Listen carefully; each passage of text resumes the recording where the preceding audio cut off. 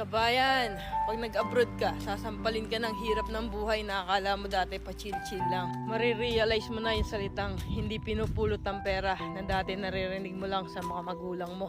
Marirealize mo na wala kang dapat pagkatiwalaan dito, kundi sarili mo. Marirealize mo na ang 5 oras na tulog ay sapat na para may paglaban ng isang araw na pagtatrabaho. At matututo kang pahalaga ng bawat sentimong sinasahod mo. Matututo kang magtiis at magpasensya kahit minsan ikaw ang nasa tama. Matututo kang maging independent o mag-isa dahil wala ka namang aasahan dito kundi sarili mo lang. Matututo ka rin ditong lumaban kahit ayaw mo na at hindi mo na kaya pero wala ka pa rin choice. Wala kang choice kundi kayanin na lang. Marirealize mo na hindi pala totoo yung sinasabi nila na masarap ang buhay dito sa abroad. Kasi pag nandito ka na, masasabi mo na lang talaga sa sarili mo na ang hirap pala. At totoo din yung sinasabi nilang lahat na nasa abroad ang pera pero wala dito ang saya. Kaya sa mga nagbabalak mag-abroad dyan, pati ba